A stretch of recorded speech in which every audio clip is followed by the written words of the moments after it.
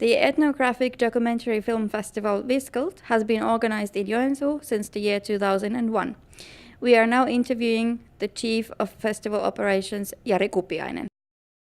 Jari, how long have you been involved in this festival? Well, I've been involved with this festival all along, since 2001. I was actually one of the founders of the festival. And this festival mainly focuses around ethnographic documentaries. How important is it to tell these stories? Oh, indeed it is important, and especially nowadays when we are filled with all sorts of media contents coming from different directions, and television and films and so on.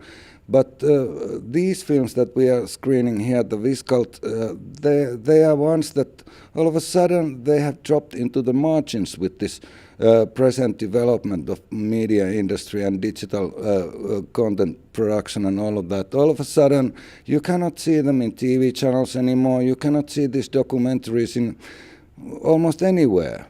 And it means that our festival sort of increases in importance because we are one of the very few such festivals and events that are actually screening these films. And what is the place for this kind of films in modern society? It should be more, it should be better, but presently we are at the margins. As I said, these films are not readily available, you cannot find them easily, and even the funding of producing these films is basically zero.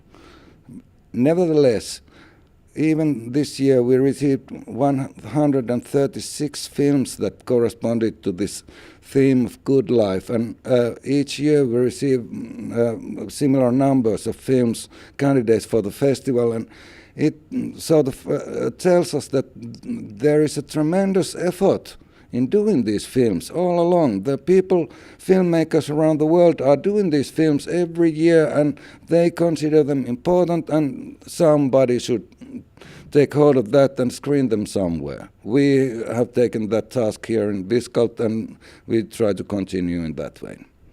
How difficult is it to choose the films that you decide to screen each year? Basically, it is quite complicated in the sense that not only there's a big number to select from, and we only select a small number of films. Like this year we have 16 films. And even though themes that we announced, they, in some sense, they are very general, like good life. Well, we can find good life here and there, and you can point out good life exposed at almost any film. But there weren't that many films that are actually focusing on the topic, to analyze it and to go deeper into the theme, to see what actually consists, what actually makes a good life, and what elements are there, what kind of obstacles are there, and so on. Well, as you mentioned, the theme for this year is good life. What does it mean to you?